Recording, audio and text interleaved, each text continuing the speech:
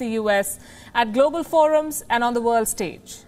So which candidate has the best strategy to tackle the rise of China, Donald Trump or Joe Biden? To discuss this and more, let's go straight to our dialogue partners this evening. Lieutenant Stephen Rogers, an advisor to the Trump campaign, joining us from Washington, D.C. Louis Caldera, a Democratic analyst, someone who has served under Barack Obama and Bill Clinton, also joining us from Washington.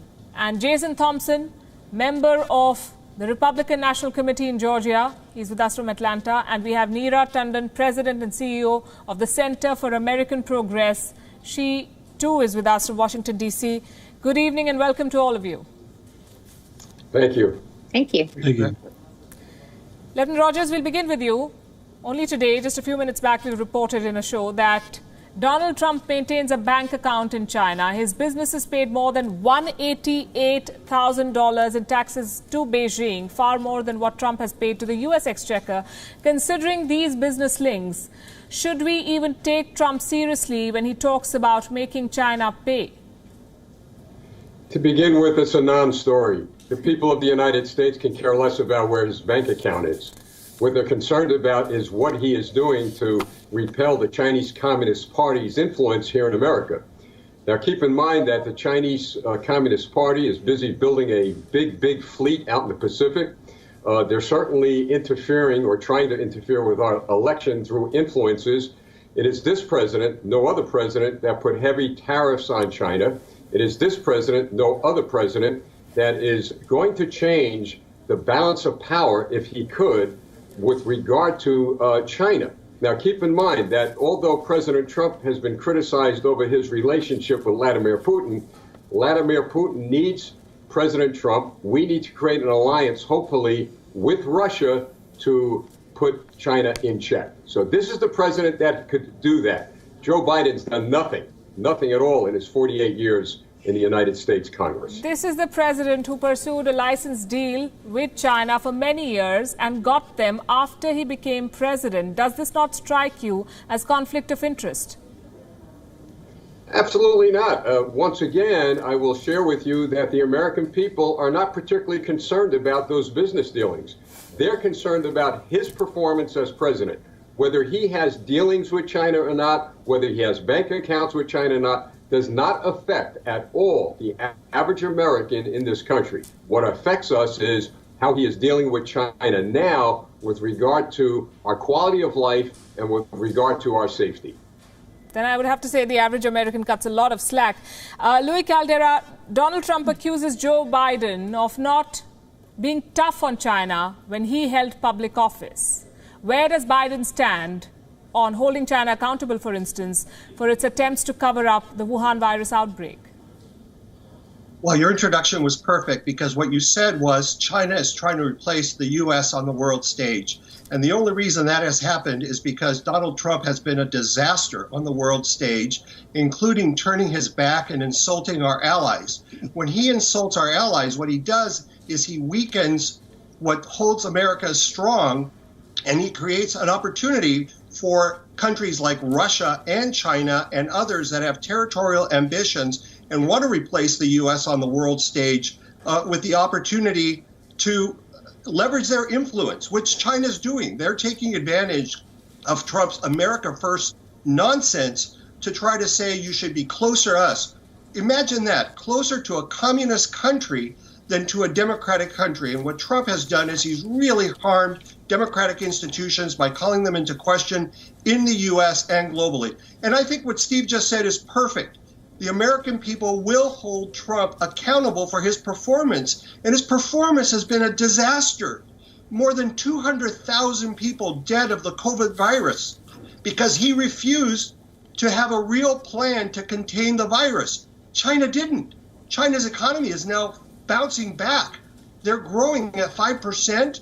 Their people are back open, and the U.S. isn't. And now our doctors, health officials are projecting there may be another 250,000, 300,000 excess deaths as we go into the third spike of the coronavirus because Donald Trump threw the towel in. He refused to act. He blamed others. He lied. He knew it was airborne and lied to the American people. He didn't want it to hurt the market, which really is only a measure of the success of the super wealthy, not the average person. 30 million people have lost their jobs. That's the disaster that Donald Trump is. That's what America is for.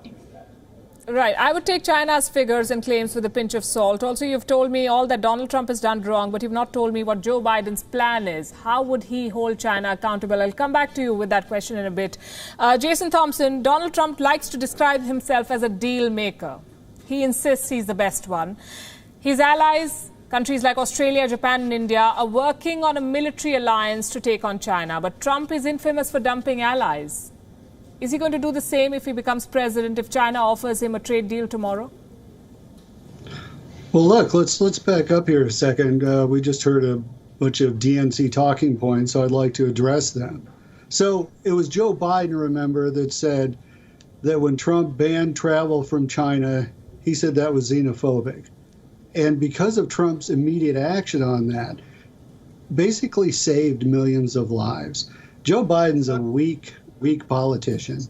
And if he were elected, he would get rid of all these tariffs with China that basically made a level playing field for American workers. That's who President Trump's looking out for, is American workers. And he's been on this since day one. So you hear this stuff from folks like our colleague here talking about, oh, it's Trump's fault because of the virus. That's ridiculous. The virus came from China, okay? Trump took immediate action banning travel from China. Joe Biden didn't want that to happen. That's the kind of leader Joe Biden would be, one that's weak-kneed, one that can't stand up to China. And it's surprising that you mentioned this bank account of Trump. You didn't mention anything about the Biden family and what's going on with them with China. I will come to that. With Hunter Biden. Are you going to address that? I will. But I have to tell you this. Donald Trump praised China 15 times in the early months of 2020 when the Wuhan virus was just beginning to spread around the world. Jason Thompson. Well, I didn't get the first part. Say that again. Donald Trump praised China and its response 15 times in the initial days of the outbreak. I don't know if that statistic is right. Let me tell you this, though. It's right. When this first started, we really didn't know what it was about. So, and as time went on, China started pushing back and wouldn't let our doctors in and then he went the opposite direction, right? So initially there might be some veracity, but initially that may be the case. But what happened was China didn't let our doctors in, was very secretive about it, and then he obviously went the opposite way. I don't care what he said initially. It's what he did, what he found out, the action that he took, and the travel ban was the most important thing. Right. And when he found out what was going on, he still didn't tell the people of America. Neera Tanden, this is a question that many have asked. Is Joe Biden weaker when it comes to China? And will Democrats, more importantly, reverse Trump's policies like visa restrictions and tariffs if voted to power? Joe Biden has a concerted plan to actually address China's rise and the threats it poses to the region and increasingly around the world. Trump's policies on China have been a failure. And I think it's interesting that the Republicans on this panel are arguing that the American people don't care about his Chinese bank accounts. There's no evidence. The story just broke. It's a big story in the United States, and it will likely be a bigger story after the debate, because I'm sure Joe Biden will raise the fact that a person who is essentially has business partnerships with the Chinese Communist Party itself, because he has business partnerships with state-owned banks. State-owned banks are essentially front organizations for the government itself. That person is not well equipped to take on China, and may be the reason why he's done such a poor job. The tariffs the trade war we've had has been a one-sided trade war. The American people are paying the tariffs, not the Chinese. And the deal that's been struck has been one that hasn't reduced the trade deficit at all. In fact, we have the largest trade deficit in American history in September of 2020. So it has been a colossal failure of policy. Joe Biden has an alternative. Work with our allies, Europe, Asian allies, to form a concerted strategy to attack what China is doing, both economically and increasingly militarily. But economically, the way to affect China is to basically create global alliances across countries, Europe and the United States and Asia, that says we're not going to play by your rules anymore. That's what's going to be effective. A unilateral trade war has been a failure. A global response is what's needed. And I think what we've seen in the president's failure on the coronavirus and everything else, his go-it-alone strategy, where he doesn't listen to experts, is what's costing American leadership. And Joe Biden has an alternative and a better path forward. Well, to be fair, Mike Pompeo is crisscrossing the world. Next week, I think he'll be going to Sri Lanka, the Maldives, and coming to India. They are working on alliances, but I'm not sure how long those alliances will hold. Lieutenant Stephen Rogers, the Trump camp has... Just on this issue, though, Mike Pompeo himself. Mike Pompeo goes to Europe, goes to our allies, and insults them. I've been in meetings with him in Europe where he has been insulting to our allies. So it is important that he is crisscrossing the globe right now. But it is also important that when he insults our allies in Europe, he actually strengthens China's hand on the global stage. Well, I've not been privy to the meetings, but that's what you say. Lieutenant Stephen Rogers, the Trump camp has been making a lot of noise over Hunter Biden and his business links. And you've said that the American voter does not care about the president's bank accounts. Do they care about Donald Trump's daughter, Ivanka Trump, who was granted approvals from 16 trademarks in China during the Trump presidency? Is this not a case of leveraging access for benefit? Look, to begin with, we don't know this as fact yet. There's a lot of news out there. There's a lot of narratives. But what is factual is what the American people care about. We've been inundated with all kinds. No, that's not fact. Well, do you want me to answer the question? Yes, I do. Okay. I'll tell you why it's fact. Because I'm out on the streets. I'm in the neighborhoods. I'm talking to people. Okay? We're not listening to the false narratives of the Democrat National Committee.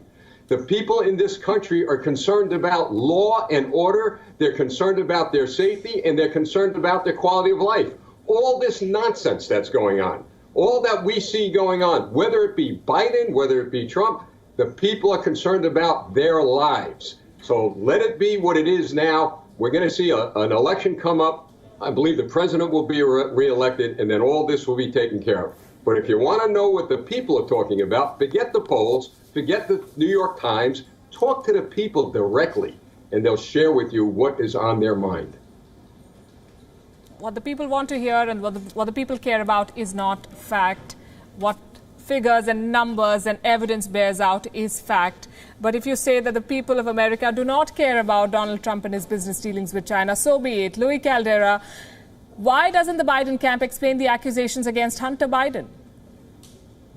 So first of all, I think the American people do understand that this is a president who has completely enriched himself during his administration, including because he and his family travel all over the world at American expense and then stay near Trump properties, forcing the U.S. government, the Secret Service, and others to spend millions of dollars in paying rent to facilities that goes directly into their pockets. They get the fact that this president is enriching himself.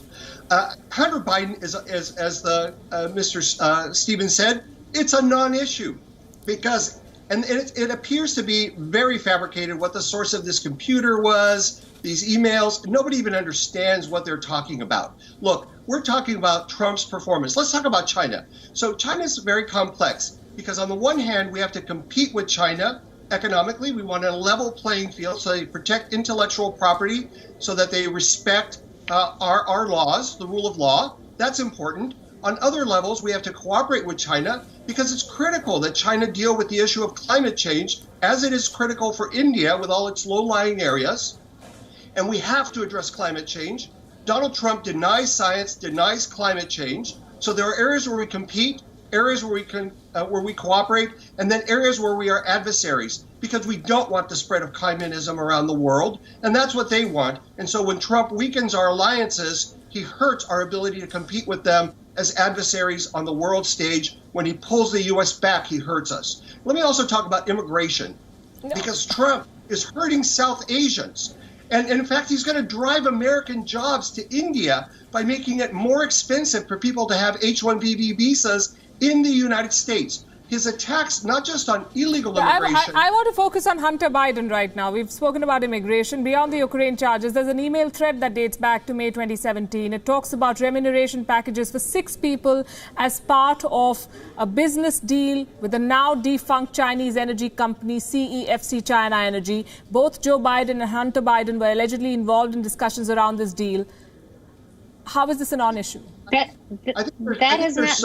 I'm sorry, that has not been, I just need to break in here. Sure. That email chain you are referencing has not been stated by, the FBI has it in possession. They are investigating the case right now. They are investigating the case, contrary to what DNI Ratcliffe says, the possibility of Russian disinformation. So just to say, as a media outlet, it is irresponsible for you to use an email thread that you do not know is accurate and could be the product of disinformation. Yes, so could be the New York Times report. By that logic, any allegation, the New York Times report has not been proven that Donald Trump had such dealings and what he was trying to pursue in China. I'm sorry, do we not, we have intelligence agencies who have stated and we have past activities by our intelligence agencies, the United States and intelligence community has put forward analysis that Russia has used stolen emails as a part of a disinformation campaign.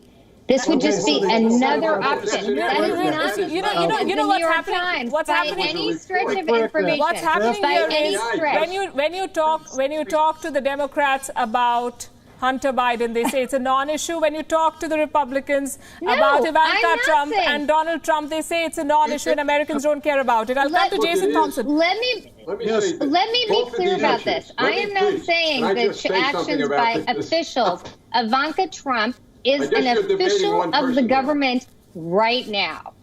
Just to be clear. Yes. Jason Thompson. There is a big difference. Is Hunter Biden? Jason Thompson, it is now being widely reported that Trump's personal lawyer, Rudy Giuliani, was a source of the purported Hunter Biden emails, and reporters of the New York Post refused to attach their bylines to the story because they had doubts over these claims. Because they hate Giuliani. Well, that's typical of them. But the FBI and the DOJ concur with the National Intelligence Director, Ratcliffe, that this isn't any sort of a disinformation campaign from Russia, all right? And there's no FBI investigation that this is Russian disinformation. So what the disinformation is coming from is from our Democrat colleagues on this call right now. And what's interesting about this, too, is that the Biden campaign has never once denied the truthfulness, the veracity of these emails. Not once. So it's very telling. Look, Hunter Biden was involved with this Chinese energy company, CEFC, I believe the name of it was. I think the president of it actually went to jail. I do think it's responsible to talk about this. And in your defense, Palki, you said allegedly. Okay, you didn't say for sure. All right. So as an attorney, I can tell you that. There's no defamation lawsuit regarding that because you said allegedly, all right? So that's where we're at right now. The FBI is obviously investigating it, and it'll be interesting to see what happens. Neera Tanden, has the Biden campaign officially contested and denied the veracity of these emails? Joe Biden has himself said this is a smear job and it's false. Just to say, he said that 10 days ago. Or actually, I'm sorry, he said it last Friday. It's a smear job and it's false. So to say that no one has denied this is wrong. And also we had Rudy Giuliani yesterday himself, the source of this, say It may not be true, but it just, it may be true. It may not be true. So just to say, we are now in the world where people are flying around accusations. And I have to say, the standard by which Hunter Biden having possible business dealings in China is terrible.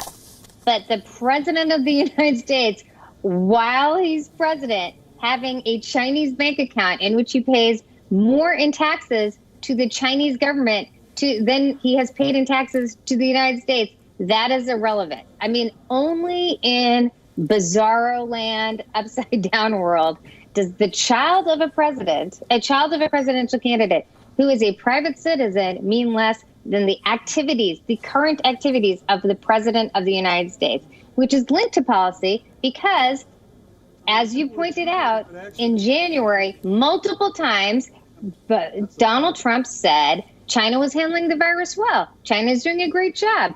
And he allowed this virus to get out of control. The famous China ban everyone keeps talking about allowed 44,000 people from China through into the United States. That is not a ban. So that is a failed policy. Right. So the idea here that he's strong on China has been belied by all of his actions, which comes back to the fact that he's been in bed with the Chinese government and China and the Chinese government throughout this process, which explains why he's had such a terrible strategy. Right.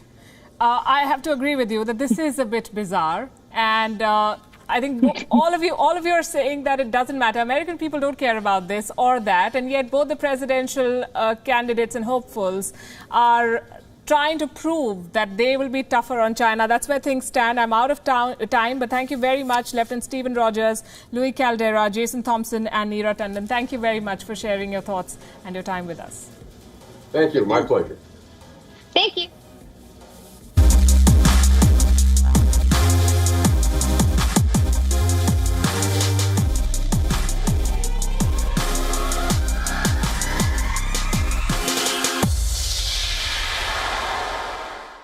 US Election Dialogues. Co-powered by Tata Consultancy Services. Transforming India. In association with